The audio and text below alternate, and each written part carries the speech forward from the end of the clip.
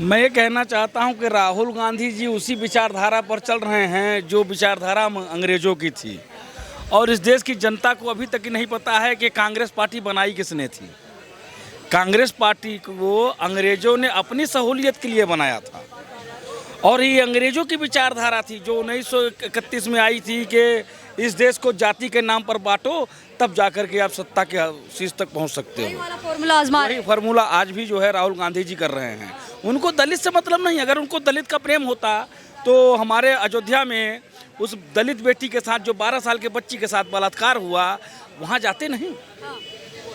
अगर दलित भक्ति होती उनके अंदर तो वो अयोध्या में जाते, लेकिन नहीं गए क्योंकि उनके अंदर दलित भक्ति नहीं, उनके अंदर कुर्सी भक्ति है।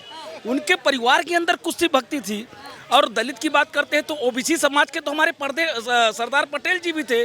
उनकी बेटी का नाम था मणि पटेल, मणि बेन पटेल। वो दो बार सांसद हुई। क्या कांग्रेस पार्टी ने उनको कभी मंत्री बनाया? सर, राहुल गांधी ने जाति जनगणना फिर से करवाने की बात की है। इस बार फिर से दोहराई है इस बात को लेके, बोला है कि जाति जनगणना करवानी चाहिए। क्या लगता है सर आपको? मैं ये कहना चाहता हूं कि राहुल गांधी जी उसी विचारधारा पर चल रहे हैं जो विचारधारा अंग्रेज़ों की थी। और इस देश की जनता को अभी तक नहीं पता है कि कांग्रेस पार्टी बनाई किसने थी। कांग्रेस पार्टी को अंग्रेज़ों ने अपनी सहूलियत के लिए बनाया था और ये अंग्रेज़ों की विचारधारा थी जो 1931 में आई थी कि इस देश को जाति के नाम पर बांटो, तब जाकर के आप सत्ता के शीर्ष तक पहुंच सकते हो। वही फार्मूला आज भी जो है राहुल गांधी जी कर रहे हैं। उनको दलित से मतलब नहीं। अगर उनको दलित का प्रेम होता तो हमारे अयोध्या में उस दलित बेटी के साथ जो 12 साल के बच्ची के साथ बलात्कार हुआ, वहाँ जाते नहीं। अगर दलित भक्ति होती उनके अंदर तो वो अयोध्या में जाते, लेकिन नहीं गए क्योंकि उनके अंदर दलित भक्ति नहीं, उनके अंदर कुर्सी भक्ति है। उनके परिवार के अंदर कुर्सी भक्ति थी। और दलित की बात करते हैं तो ओबीसी समाज के तो हमारे सरदार पटेल जी भी थे। उनकी बेटी का नाम था मणि पटेल, मणि बेन पटेल। वो दो बार सांसद हुई।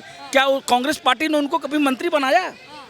नहीं बनाया, क्योंकि ये परिवारवादी पार्टी, अंग्रेज़ों की बनाई हुई पार्टी, ये राष्ट्र को कभी मजबूत होते हुए नहीं देख सकती, क्योंकि इसके डीएनए में है राष्ट्र को तोड़ करके राज करना। अच्छा, राहुल गांधी ने ये भी कहा है कि मैंने मिस इंडिया की लिस्ट निकाल के देखा है, उसमें कोई भी दलित पिछड़ी मिस इंडिया नहीं है। कोई ये बालक बुद्धि वाली बात है। अब मिस इंडिया जो एक प्राइवेट, उसमें क्या जो है सरकार उसमें हस्तक्षेप करेगी?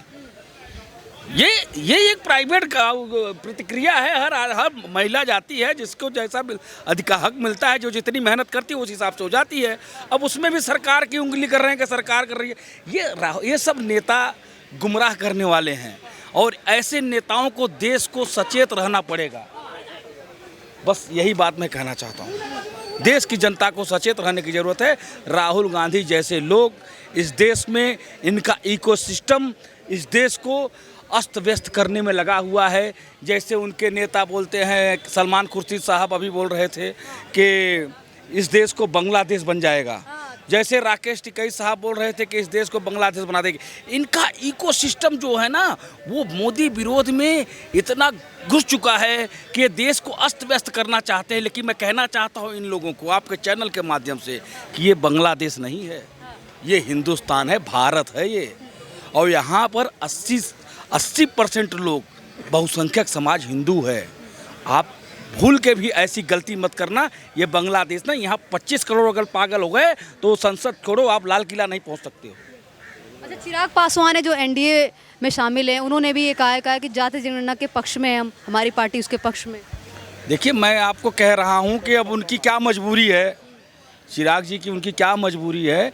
अभी सुप्रीम कोर्ट ने एक जात को आरक्षण देने की बात करी, उसमें जोड़ने की बात करी, पूरा बिहार जला दिया गया।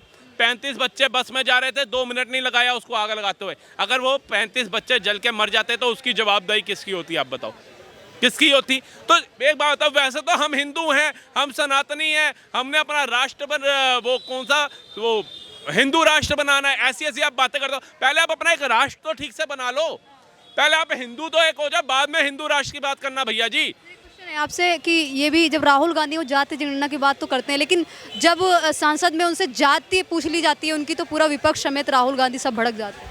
अब एक बात है, जाति जनगणना अगर होती है तो राहुल गांधी जी अपने आप को खान कहेंगे, पारसी कहेंगे, ब्राह्मण कहेंगे। अपनी बहन को किस कैटेगरी में डालेंगे, पारसी की, खान की, गांधी की या फिर क्रिश्चियन की? आप बताइए। अपनी मदर को किस कैटेगरी में आप डालेंगे, ब्राह्मण की, पारसी की या इटालियन की, किसकी डालेंगे आप बताइए। शुरुआत कीजिए। अभी वो कौन थे हिमाचल के हमारे सांसद जी, उन्होंने पूछ लिया कि भैया जी आपकी जाति क्या है, मतलब जाति, खुद की जाति का पता नहीं और गणना पे बात कर रहे हैं, वो भोखला गए। और अखिलेश यादव जी को उससे ज़्यादा मिर्ची लग गई। अरे आप जाति कैसे पूछ सकते हैं? अरे आपका नेता जाति जनगणना कराने की बात कर रहा है और वो जाति नहीं पूछ सकते हैं। मतलब कहना क्या चाहते हैं आप लोग? कहना क्या चाहते हैं? मतलब जनता की जाति जनगणना करानी है, अपनी नहीं करानी। आपने कितने दलित SC ST को मौका दिया राजनीति में उभरने का? लेकिन मैं ये कहना चाहता हूँ कि ये देश जाति से नहीं, ये देश जाति प्रधान कभी नहीं रहा है, कर्म प्रधान रहा है। आप खुद सोचिए कि वाल्मीकि ने रामायण बनाई, पढ़ कौन रहा है? ब्राह्मण। वाल्मीकि जी ने रामायण बनाई ना, और उसको पढ़ कौन रहा है? ब्राह्मण पढ़ रहा है। ये देश कर्म प्रधान रहा है। हर जाति को, हर एक जाति को एक काम बांटा गया था, उनकी जाति नहीं बांटी गई थी। इस जाति के जहर में घोलने वाले ये हिंदुस्तान में जो राजनीतिक दलाल हैं, जो देश को तोड़ना चाहते हैं, वो इस देश को बांटने का प्रयास कर रहे हैं। जनगणना इसलिए करवाना चाहते हैं ताकि पता चले देश में कितनी जनसंख्या है और किस जाति की कितना योगदान है देश में। कहना चाहता हूँ राहुल गांधी जी के खाली हिंदुओं की जाति जनगणना मत कराइए, मुसलमानों की भी कराइए। उसमें भी सिया है, सुन्नी है, पारसी है, उसमें भी सारे जाति है, उसका भी करवाइए।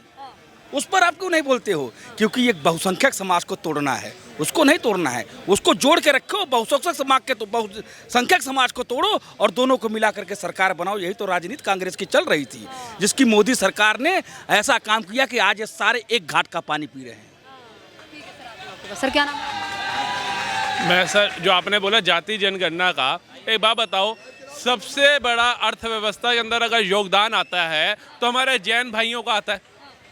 हमारी अर्थव्यवस्था को बढ़ाने में जो सबसे ज़्यादा योगदान है वो जैन भाइयों का है। तो इस जाति के हिसाब से आप उनको निचोड़ने का काम करेंगे कि भैया इनके पास तो इतना पैसा है, इनसे खींचो और अलग को दो। और फिर अंग्रेजों की एक नीति थी, फूट डालो शासन करो। और ये वही अंग्रेज है, इटली से आई मदर है, ठीक है जी, वो उन्हीं का खून घूम रहा है और उन्हीं की विचारधारा क्या है। एक बात है, ये जाति जनगणना कोई पहली बार कराने की बात हो रही है। इससे पहले जब कांग्रेस कार्यकाल में जाति जनगणना कराई गई तो आज तक दलित, OBC, SC ST क्यों नहीं उभरे? ये आज भी नीचे ही क्यों रह गए आपके 62 साल की राजनीति के अंदर? जाति जनगणना कोई फर्स्ट टाइम तो नहीं हो रही भारत के अंदर, हुई तो ये उभरे क्यों नहीं? और जब लालू और नीतीश का गठबंधन था तो बिहार में भी हुई थी, क्यों नहीं ऊपर आए? क्या फैसिलिटी मिली वहाँ के SC ST OBC को? बताइए। तो आप देश को बांटने का काम मत करो, आप देश को सशक्त बनाने का काम करो। आप ये बोलो कि देश को मजबूत करने के लिए अगर हमारे को सत्ता में बैठी भाजपा सरकार के साथ भी खड़ा होना पड़ेगा तो हम वहाँ भी साथ हैं। जैसे देश को सशक्त करने के लिए वक्फ बोर्ड का कानून लेकर के आए संशोधन का। कि पूरा इंडिया अलायंस था वो जाति जनगणना के समर्थन में था। अब NDA के चिराग पासवान है, वो भी इसके पक्ष में है, कह रहे हम जाति जनगणना के पक्ष में। देखिए, अगर आप माइक लेकर के 10 बंदों के पास जाओगे ना तो सबकी विचारधारा एक जैसी नहीं होगी। कोई मोदी को अच्छा बोलेगा, कोई बुरा बोलेगा, कोई कहेगा मोदी की जगह योगी को लाओ, कोई कहेगा योगी की जगह हेमंत बिस्वा शर्मा को लेकर के आओ। तो हर किसी की विचारधारा अलग है। अगर NDA के अंदर चिराग पासवान का बयान ऐसा आता है तो समझदार बंदों का उनको समझाना यही होगा कि भैया तुम बताओ तुम क्यों चाहते हो होनी चाहिए, रीज़न बताओ। फिर जो अच्छे अच्छे विचारधारी होंगे वो समझाएंगे कि इससे हमारे देश को क्या नुकसान हो सकता है। फॉर एग्जाम्पल मानते हैं कि सिख कम्युनिटी जो है वो बहुत कम है, असली अल्पसंख्यक तो वो है, मुस्लिम तो नहीं है। अब 22 करोड़ पहुंच गया, लेकिन हमारे सिख भाई का है। अगर एक प्रावधान के तहत, जाति जनगणना के तहत, अगर मुस्लिम कौम जो है, मुस्लिम भाई जो है, सिख भाई जो हैं वो अल्पसंख्यक कहलाए जाते हैं, तो क्या अगर उनको सहूलियतें दी जाएंगी, उनके लिए योजनाएं आएंगी, तो आप क्या इस बात का श्योरिटी देते हो कि SC ST OBC दलित सड़कों पर नहीं उतरेंगे? बताइए, एक उदाहरण दीजिए। हम भी कहें हाँ यार ये पार्टी जो थी सशक्त थी, सबको जोड़ करके चलने वाली थी।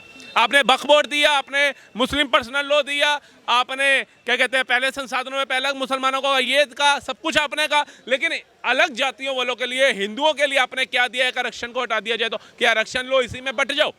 आप किसको मूर्ख बनाने का काम कर रहे हो? अगर मोदी सरकार आई, वो कहती भाई सिख जो है कम है, अगर मैं करतारपुर कॉरिडोर खुलवाने पे जा सकता हूँ, मैं 4 साहिबजादों को बाल दिवस के रूप में बनाने का आह्वान कर सकता हूँ, मैं अपना जो हेमकुंड साहिब है वहाँ पर वो रूपवे बनवा सकता हूँ, तो भैया मैं चाहता हूँ सारी योजनाओं का जो प्रथम लाभ हो वो सिखों को दिया जाए।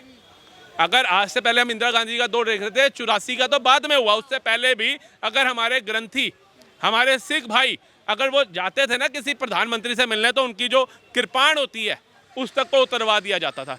ये पहले इतिहास के अंदर प्रधानमंत्री मोदी जी हुए जिन्होंने सिखों को अगर अपने आवास पे बुलाया तो वो अपने पांचों जो उनके वो मेन चीजें हैं, चाहे कड़ा है, केश और ये अपना कृपाण, ये सब कुछ लेकर के गए। किसी को बाहर नहीं रखवाया, किसी सिख भाई का अपमान नहीं हुआ। ये है ना हमारा प्रधानमंत्री, जो पगड़ी पहनते हुए सोचता नहीं है, जो गुरुद्वारे माथा टेकते हुए सोचता नहीं है, जो सिखों को गले लगाते हुए सोचता नहीं है। उन्हें पता था कि किसानों के ऊपर जो पंजाब से आए हैं उन पर राजनीति हो रही है। वो प्रधानमंत्री आया जिसने हाथ जोड़ के कहा कि भैया मेरे को ही समझाने में गलती हो गई होगी, मैं ये कानून वापसी लेता हूं। लेकिन वही इंदिरा गांधी थी जिसने माफी मांगना उचित नहीं समझा था, गोलियां चला करके नरसंहार करवा दिया गया था। राहुल गांधी यही बोलते हैं, कहते हैं मैंने मिस इंडिया की लिस्ट उठा के देखी है, उसमें एक भी दलित आदिवासी महिला नहीं। आपने पहलवानों की लिस्ट क्यों नहीं उठा करके देखी? बताइए कितनी SC ST OBC आदिवासी महिलाएं कुश्ती लड़ने गई हैं? बताइए क्या इस देश में उनको हक नहीं है लड़ने का? वो लिस्ट नहीं देखते क्या? उसमें विनेश फोगाट है। 12 साल की दलित बच्ची का बलात्कार करके उसको कहते हो 2000 रुपये ले ले, गर्भपात करा ले, और आपका नेता गठबंधन का कहता है कि DNA कराओ। कितनी बार आप उस दलित परिवार से मिलने गए? मैडम, इनको अगर दलितों की चिंता होती, SC ST की चिंता होती ना, तो आज ये 12 साल की बच्ची के साथ खड़े होते, विनेश फोगाट के साथ ना खड़े होते जो मेडल तक नहीं लाई है। वो भी भारत की बेटी, लेकिन मैं ऐसे मेडल को लात मारता हूं जहां मेरी बहन बेटियों की दुष्कर्म करने वालों की, इज्जत लूटने वालों को नजरअंदाज किया जाता है और ऐसी बहनों को सिरों पे चढ़ाया जाता है। वो मेडल मेरे लिए कोई अहमियत नहीं होता कि एक तरफ तो हमारे देश की एक महिला जो है मेडल ला रही है, उसमें पूरा देश जश्न मना रहा है, लेकिन वहीं अलग अलग राज्यों में चाहे डॉक्टर हो, चाहे 12 साल की बच्ची हो, चाहे 50 साल की बच्ची हो, वो सुरक्षित नहीं है। और जब मोदी सरकार उनके ऊपर कार्रवाई करती है, योगी सरकार उन पर बुलडोजर चलाती है, तो आप कहते हो तानाशाह है, डूब के मर जाओ आप लोग। खाली दलित SC ST आपके लिए वोट बैंक है, कुर्सी से आपको प्यार है। और हमें पता है क्या लग रहा है मैडम, ये चौथी बार भी रीलॉन्च करेंगे राहुल गांधी को, क्योंकि तीसरी बार भी प्रधानमंत्री नहीं बन पाए, 8,500 का टका टका लालच दिया तब भी नहीं बने। ये लॉन्चिंग दूसरी बार हमारे साइंटिस्टों ने चंद्रयान 2 के ऊपर लॉन्चिंग करी ना, वो भी बैठ गया और ऐसी जगह पे जाकर के लॉन्चिंग कर दी कि मतलब वर्ल्ड में कोई नहीं कर पाया था। और ये क्या कर रहे हैं? रीलॉन्च मतलब क्या कहते हैं, बेटी हूँ लड़ सकती हूँ। भैया किसके लिए लड़ सकती है? 6-6 8-8 आए दिन, मतलब अभी तो कहते हैं शाही नहीं सूखती अखबारों की, अगले दिन खबर आ जाती है बलात्कारों की। बोलते नहीं है। आप बताओ, बेटी हूँ लड़ सकती हूँ, किसके लिए लड़ सकती हूँ? ममिता के लिए नहीं लड़ सकती हूँ, अयोध्या की बेटी के लिए नहीं लड़ सकती, कन्नौज की बेटी के लिए नहीं लड़ सकती, अपने भाई को प्रधानमंत्री बनाने के लिए लड़ सकती हूँ, अपनी माँ का सपना साकार करने के लिए लड़ सकती हूँ, अपने पति को जेल जाने से बचाने के लिए लड़ सकती हूँ, मैं अपने खानदान का अस्तित्व बचाने के लिए लड़ सकती हूँ। ये है प्रियंका गांधी की जुबान जो कहती थी मैं बेटी हूँ लड़ सकती हूँ। लड़ो, आए दिन हो रहा है, लेकिन आपका पूरा कांग्रेस का परिवार, विनेश फोगाट का 100 ग्राम वजन गिर गया। वो 12 साल की बच्ची नहीं दिखी इनको, विनेश फोगाट का 100 ग्राम वजन गिर गया, ये दिख रहा है।